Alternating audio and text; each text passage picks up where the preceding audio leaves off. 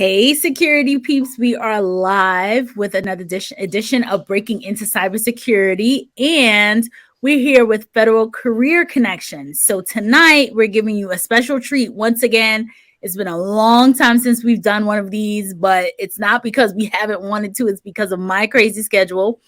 I'm Renee Small, cybersecurity super recruiter, helping awesome leaders hire great talent. I'm here with an amazing guest, Jeff Steadman. Before we get into chatting about Jeff, I just want to share some information about this podcast for folks who have not been here or are first-time viewers.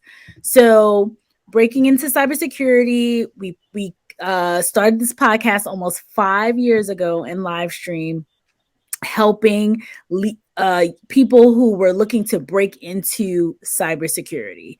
And then Federal Career Connections is an awesome organization that I'm a part of, that I'm on the board. And Federal Career Connection helps folks break into the federal industry. So we did a little collabo and brought Breaking Into Cyber with Federal Career Connection together. And so we're here today with Jeff Steadman, who is I'm the director for global cybersecurity operations, right? So I've been with the company for about a little over a year, but I just wanted to start out and just say thank you to having me on, Renee. I really appreciate it. You and the Federal Career Connections and James and Crystal getting this set up. So thank you. Thank you. Thank you for having me, or thank you for being here. So I want to let everyone know. So a few years ago, this is kind of comical because I'm in a comical land right now. So when we first started the podcast, my kids were, Julia, my daughter is about to be 6, and she was probably 1 or something at the time. Wow. And right behind me is, like, on the other side of this laptop is madness. So you might see a child pop in. You might see, who knows what'll happen. It's 8:00 East on the East Coast. They're getting ready to, go to bed and all that good stuff. So I'm just prepping everyone for a little bit of mini madness tonight. But it makes it fun, right? It's keeping it real, Renee. We all have lives, and I think that's part of the things that when you break into cybersecurity, you got to maintain that work-life balance. It's tough to do, and we all have to do what we can to make sure we maintain our sanity. Exactly. So I'm going to kick this off, and I see what we do, Jeff, here is we try to, bring in any comments. We try to make it as interactive as possible. If people chime in, make comments, things like that. And Jeff, I think I read on your bio or on your LinkedIn that you host a podcast or you do something with the live. You have something going on too, correct?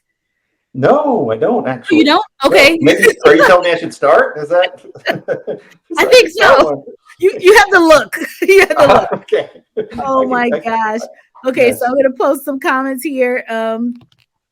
Looky, it's Renee. I know I've been missing in action for a very long time, but I'm here, folks. I'm here. Someone says greetings. Hi, everyone. I'm so happy to be here. James, who helped set this up. James, the FCC team is super excited for this. Thanks for the shout out. Absolutely. I'm going to be talking about Federal Career Connection all night for numerous reasons, not only because Federal Career Connection is amazing and the work that is being done by the team is phenomenal. It has been, it's been going on for years now, but some of the people who came on this podcast or who watched this live stream and watched this podcast have gotten jobs through have come back to Federal Career Connections and said, hey, the reason why I got this job is because I learned something from Breaking Into Cyber, from Federal Career Connection, and you all helped me. And because of the information that you provided, I was able to get this federal job. That's amazing. So it's amazing the work that's being done. I also say this a lot because I believe that folks who are new to the industry, I think that it's a missed opportunity not to look at federal government opportunities. There's so many people I get in my inbox every day, folks saying, Renee, can you help me? I'm new to the industry and I'm looking for an entry-level position. there are a lot of entry level positions in the federal government. And I keep trying to point people into that direction versus trying to fight the battle of getting the small, the slim, opportunities that are in the corporate arena. And we know that at the seasoned level, at the 5-year and up level, there's a plethora of opportunities, but at that early career, it's more difficult. I won't say very difficult, but definitely more difficult to break in. So I'm going to be shouting out Federal Career Connection all this whole time. Go ahead, Jeff. I was going to say, there's a lot of challenges on that entry level piece, and that, a lot of people get stuck in their mind about what that looks like, and, having the broad horizon to look at the federal government, look at contractors supporting the government. I got my first federal job. I answered an ad in the Washington Post, of all things. It just, telling my age a little bit. But, if you kind of set back, but I think you always have to have a positive attitude about things. So when we look at candidates now, I've been working on, hiring people for a couple of years, fortunately. And we look for 3 things, right? It's that attitude, a great attitude that people can bring, and that positive outlook. So, keep that horizon open, some appetite. You want to continue to learn as you go. All right. And then just the general aptitude. So when those 3 things, those confluence of things come together, it's really about just waiting for that opportunity and finding it. And once you do, just really exercise and go after it, but don't close off to any particular job. So just keep your mind open. Absolutely. Some more comments here. Andrew said, I completely understand. I think that was the time when I was talking about my kids that may pop into show up. I had an arm up like, don't know. Waving them off. Right. Shady Dave, that's you. Oh my gosh. All the folks that came on. I have to do this more often. And James says, you can bet we'll be talking about breaking into cybersecurity. Thank you so much, James.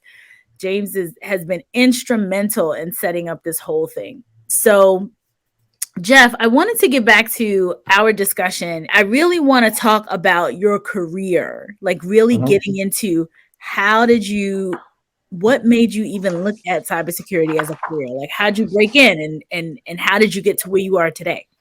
Yeah, I think, for me, I'd always wanted to get into computers. It always evolved around computers. And I think, if you kind of translate that to kids or younger people today, a lot of interest in and around, video games and the like.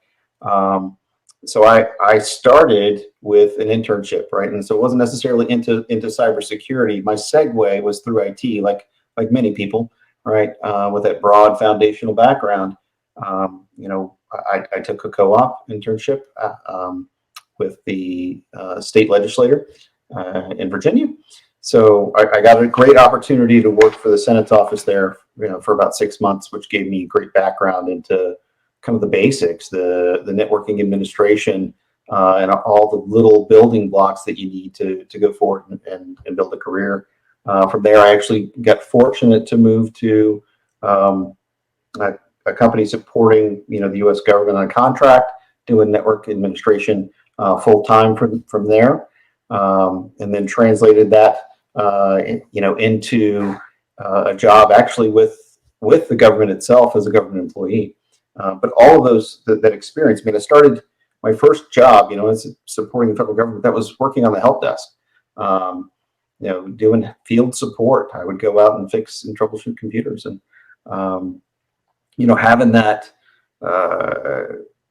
opportunity to go meet a lot of people, build your network, and really fix things, at that fundamental level helps you understand from a cybersecurity perspective. But for me, that translated into that federal government job, as I mentioned. And then I got moved into an opportunity with the government. They really take care of their people and try to educate, the folks that they have. So I was fortunate and got moved to managing perimeter security. So doing firewall administration. And that was my real kind of flip into cybersecurity at that point. Awesome. So you got a role in the government. I want everyone to understand, hear this clearly, folks. got a role in the federal government, and then transitioned into where he is, you know, going up the pipeline and the chain to where you are now. Yeah. Yeah. So, you know, after that initial foray into the government, I managed to work my way into doing investigations. So I actually changed agencies, and I did a lot of things at the initial agency, but a lot of different projects, and that I was fortunate to be exposed to. Um, I got put on a special assignment to go look at some internet web logs of all things, right? You're like, hey, I don't even know what I didn't know what I was looking for at the time, but they partnered me with a seasoned professional, and um, she actually taught me, you know, a lot.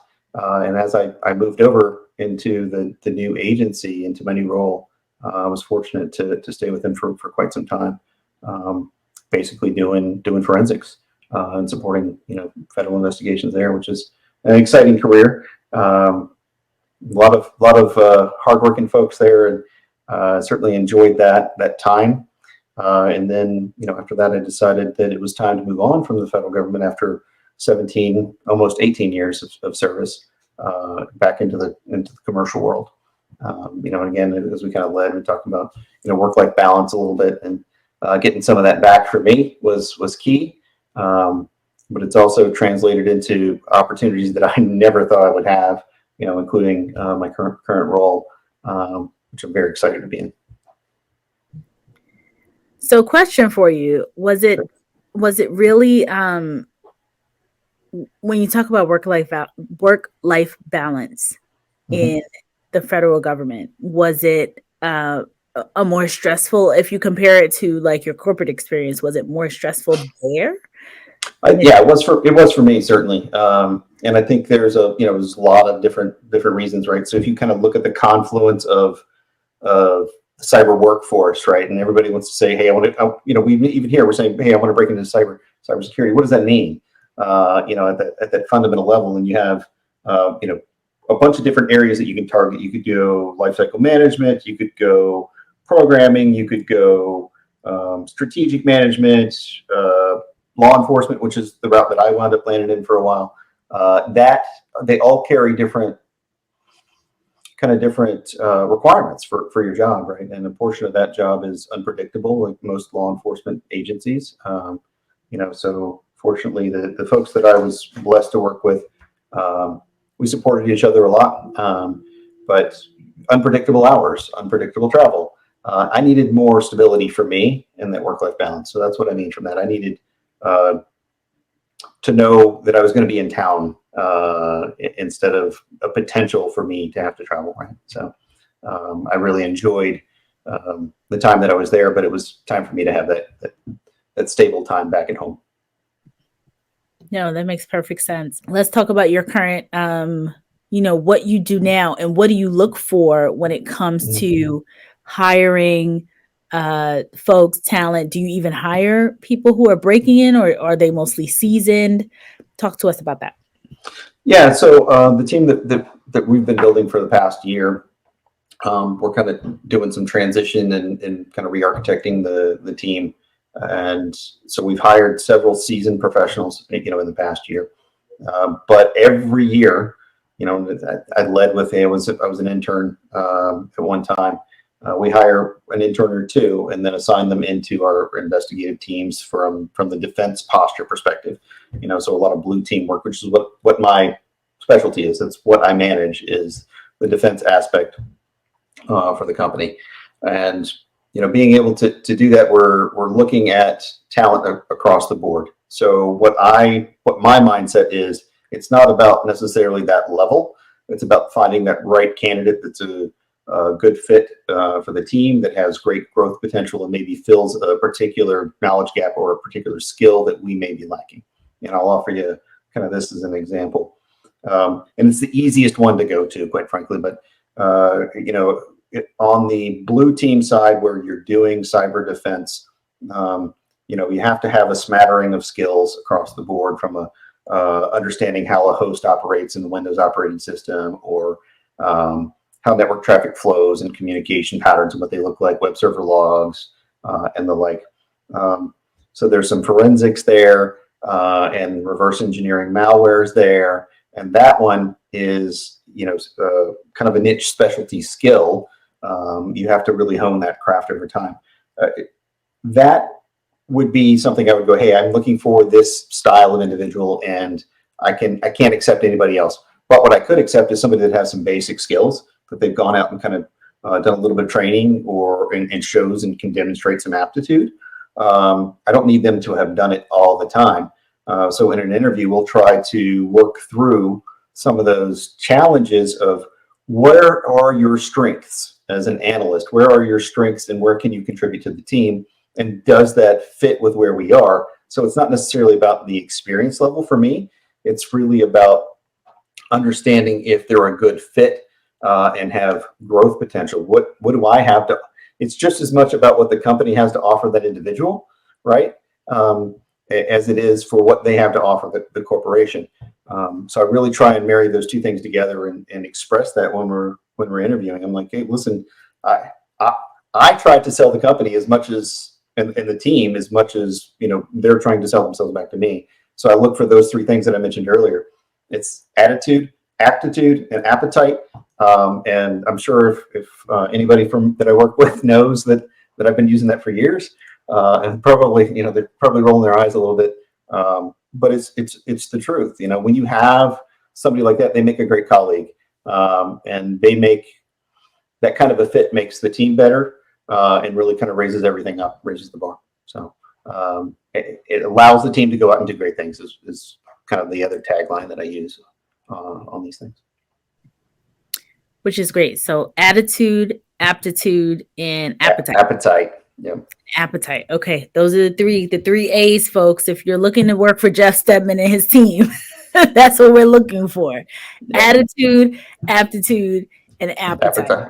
Yeah. And if you could delve, so when you talk about, you touched on something that I thought was pretty cool, because very often folks don't realize that the manager or the leader or the organization is selling themselves to you as much as you are selling yourself to the org.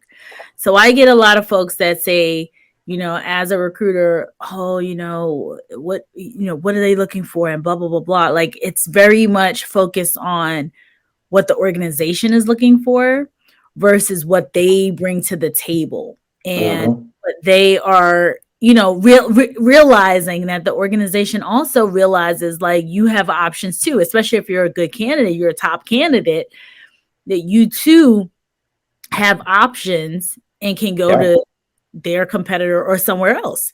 So it's nice to hear you as a leader say, this is what I look for, when I'm doing my hiring. And you said you hire folks from even at the intern level. Mm-hmm. Yeah. And I think it's important, that successful, filling a successful requisition or vacancy, it's a confluence of needs, right? So the corporation has needs and the individual has a need, right? And bringing those things together to make sure it's a good fit. So we do hire at each level, and we actually recently started having some targeted discussions about how do we as an organization make sure that we're not one of those companies that puts out a vacancy that says, I need an entry-level, person with 12 years experience and can do everything. I think we've all read those, and I think there's, something to be said when you do read those. For me, anyway, I'm really trying to do a focused effort to say, this is what we're really looking for. These are the skills that we really need, and not throw out the kitchen sink, and say, hey, I'll take 5 of these. I think you can write the job description in a manner that you can still have it broad from a skill set perspective, but you want to be careful about the number of years experience you tag on a particular skill set. 5 years experience in Python coding. Really, when you do that, you start to limit your pool of applicants, that meet those 3 A's. Right? There are certain demographics that really shy away from that opportunity. They go, oh, well, I don't meet that.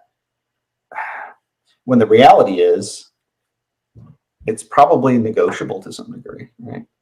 So put yourself out there. If you think you're a fit for that job, go apply for it. if you don't apply, you know the answer. So. Right. And Jeff, you make some valid points here, because there's so many people who they don't apply, especially not, people of color, women, who tend to, look at each job description and look for, like, I don't fit this, or they're asking for things that I don't have. And so I applaud you for being one of those leaders that can say, look, we don't need, it's nice to put the kitchen sink out there. And I get why people do that. Like, I talk to leaders all day. This is what I get. And they're like, oh, but it would be great if someone had this, or, if we don't get this, we could get that. But that's not how the job description reads. Right. So from a leader perspective. Yeah. I was going to say, in that situation, we've actually done, multiple postings, right? So while I may have one vacancy, I can do multiple postings and then interview on those postings to say, okay, oh, wow, I just found exactly what I was looking for with that skill set.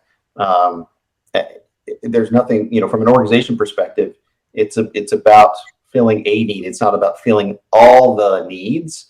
I think we all get hung up on that perfectionism of checking every single box. It's not that.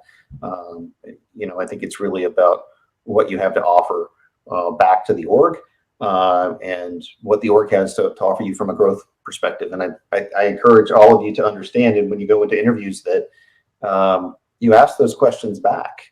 Hey, what are my opportunities once I get there? What can I do to grow in your environment? Where would my next step be?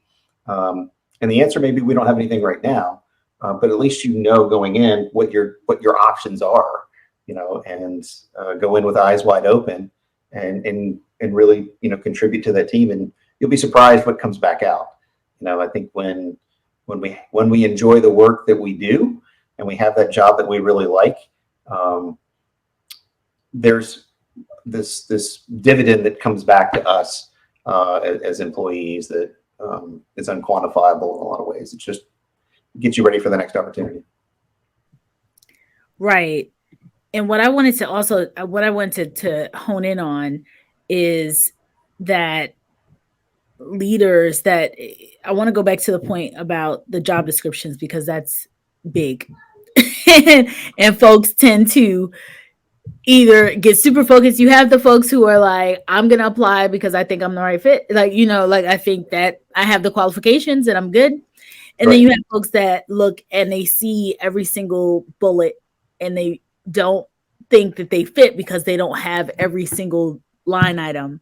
Right. And I just want to I want to share what I've heard from, and you can correct me if I'm wrong. Sometimes, not all the times, but sometimes leaders they want to be more inclusive on the job description, meaning, and to you said, in our case, we'll put out separate job descriptions. We'll put out multiple job descriptions. Mm-hmm. Some folks can only put out, I guess, the one. And so for the one, they say, well, if we like we want the person to have vulnerability management, but if they don't have that, it'd be great if they had, these other three things. But it reads vulnerability management. 1, 2, 3, 4 and right. So it reads a long laundry list of skills that is kind of unrealistic for that role and that size. Mm-hmm. And I want the folks who are listening to us and watching us to understand that if you fit 2 of the 5, apply. If it looks like, if it's a job description that is close enough to some of the things that you've been doing in your either in school, or especially since this is entry level, in another role, apply. Like, it doesn't hurt to apply, because to Jeff's point, if you don't apply, we already know the answer. Yeah. So do that. So Jeff, I just wanted to chime in and kind of circle back in that particular space, knowing the folks that I've interacted with who are very, very logical, very, methodical. like, hey, I am not hitting these. They're asking for 10 things or 8 things, and I'm not hitting them. But I do agree with you around the years of experience. Like, I think that part too can be intimidating, because if I know I have 3 years and a job says 12 years, Yeah. Now, I will caveat that with, some of the federal government jobs, they're written into contracts and they do require a subset of that, right? So it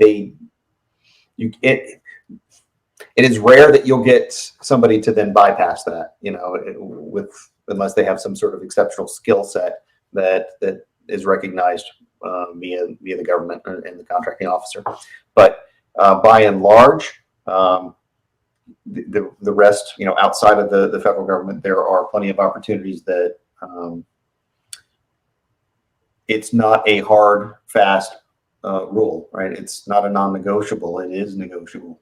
And even, getting yourself familiar, so we, kind of come back to that federal service piece with Federal Career Connections. You can talk about that, the IAM levels in order for you to be able to qualify for a contract, right? There's some DoD regulations out there that will tell you, oh, you're a level 1, 2, or 3, and here's what you need to have. It's a certification in, CEH plus or whatever it might be. CISSP for some SAN certs for the others. So my point around that is understand the educational and certification components for the jobs that you are targeting in the particular sector that you're shooting for, right? Know your craft, right? Understand what that craft looks like, and then prepare yourself to go after that. And Jeff, I try my best, because this is Breaking Into Cyber, not to have acronyms. So I know you said IAM, you said DoD. Can you share what? Yeah, it's the Department of Defense, and the IAM piece. I'd love to sit here and tell you I know what it is off the top of my head, but I don't. So I can send some links out. It's not identity and access management. It's something different. Yeah, it's the leveling that they use to validate your credentials, right? So. Yeah. And I know in the federal government, and I would share this with folks as well, with my limited recruitment experience in the contracting space, not even the actual, federal government space. To your point, they'll want a person, to qualify for mid-level or whatever the different level, entry level, 0 to 2 years, and a security certification. One of the questions we get very, very, very often is around certifications. So, I share with people from a security perspective that security plus is like your entree into, into these roles, because a lot of times they will just say a cert. It doesn't need to and it doesn't need to be a CISSP. It doesn't need to be a system. It doesn't need to be, all these other things. It's a certification that will qualify you. So when people say to me, what cert should I get? What cert? I'm like, if you're entry level and you don't have SANS, whatever that budget is to get this certification now, which I think is like 7,000 change, you may, or more right now. That was last year, it's a new year. So whatever the number is, a security plus will suffice to get you in the door. It's for you to be able to check that box and say, I have a security certification. So. Yeah, absolutely. And I think even those certifications that may be cost prohibitive, in speaking to SANS, I've got a lot of experience with SANS. They do offer opportunities for like a work study program where you can essentially help set up like a conference or something like that, and then participate in the class and get the materials, and then allow you to take the tests down the road. So certainly a lot of different ways that you can obtain that knowledge, right? So it's not just a one training course. You look at the Udemy's, the LinkedIn Learning. There are a lot of things out there that you can leverage to get that background. Even some YouTube stuff. There's some great YouTube videos out there. It's about making sure you're focused on what you want to learn instead of getting distracted by the shiny object along the way. Exactly. So I'm going to share, and I just put it in the YouTube link. I'll share it on LinkedIn as well, which is the baseline certifications, and that is the overview of which certification, what you need when you're looking for various opportunities. Yeah, and it's specifically with DoD and the federal government, so Right. they'll leverage those, and you can see clearly, on a level 1, you have the A plus, CE, right, and then the GSEC for a level 2, which is a SAN certification, which is the Security Essentials, right, baseline. So that's great. Yeah, I took that boot camp a couple years ago. It's like drinking from a fire hose. That's what they say. It is true. It is true. I remember the instructor talking about, he gave it a scenario, and I was like, "Oh, that just happened in my." It's like, wait a minute, were you in my office? Right? He's like, "Wait, what?" I was like, "That just happened in my organization." Funny. Yeah. So, Jeff, we're at a little over half an hour. I want to be cognizant of your time, and I appreciate you being here and sharing your thoughts and sharing, your information with us. And so I want to be sure that I give you a couple minutes to share any words of wisdom, things that you would tell folks who are breaking in. If anyone, I think I saw that you had a role posted. I don't know if it doesn't, I don't think it looked like it was a entry level, but if right. Somebody out there, feel free to go. Yeah, I did reshare something on LinkedIn recently, and that position was actually for a different area, so it wasn't actually working for one of my teams. But take a look at any of the cyber positions that we have out there. For those of you that are still working on your formal education, the time to look for our internships is around the December timeline. We start to post them out there, and then interviews generally start early February for us, and that's for a work cycle beginning in late May, running through August. For us as a corporation, we do actually pay, my opinion, very well for that, but it's also an opportunity to relocate for specific positions. We'll pay for your accommodations to travel to one of our 2 primary locations.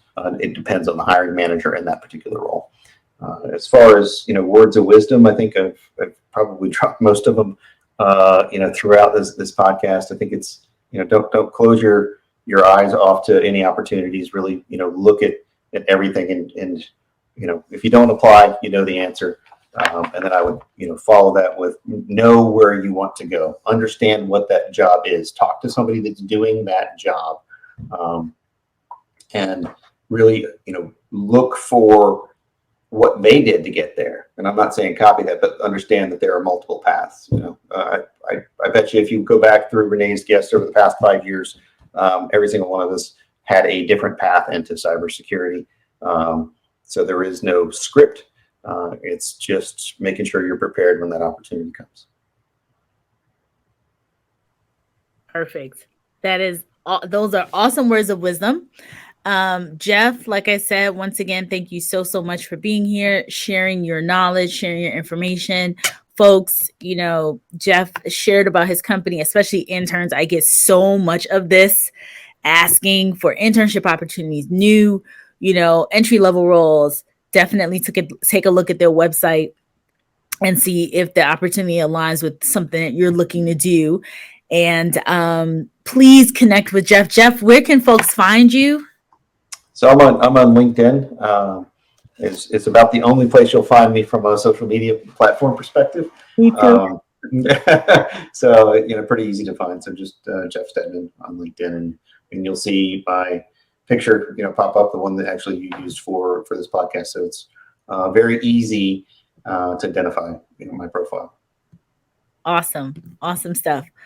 Well, Jeff, thank you again for being here. Federal Career Connections, I have to shout out FCC over and over and over again. Please, folks, if you have not been to Federal Career Connection, you have to join, or not join, but go check out the webinars. They have webinars, I believe, twice a month. helping people break into the federal government. The information is invaluable. The board members and the folks who share the information, I mean, these are literal leaders in the federal government, like the head of HR and all of these folks who are really senior level, who can break down and give you step-by-step information as to how to break in. Everybody on that team, I believe everybody on that team has had a government role at some point in time. So I definitely want you to be sure to check them out for sure. And then obviously Breaking Into Cybersecurity, check us out. Go back on our YouTube page is up. We're streaming live on Twitter right now, Twitch, YouTube, and LinkedIn. So definitely check us out. We have 5 years worth of content of leaders just like Jeff who have been hiring, and not only the leader perspective, but then the folks who've broken in. And we really focus on people under 5 years experience because we know that that's a challenging area. So please take a look at our podcast. There's been invaluable amounts of information about how people have broken into the industry. Quick point from a comment here. I've recently gotten my security clearance and my Security Plus certification. I'm studying cybersecurity, so you will hear from me soon. Fantastic. Yes, Roundtree. I hear that. All right. I look forward to connecting with you. And Derek says hello from Texas. So, Jeff, I'm going to wrap it up, and I look forward to bringing you back on in the future. That would be fantastic. Thank you so much for having me, Renee. Thank you. Take care. Bye, everybody. Cheers.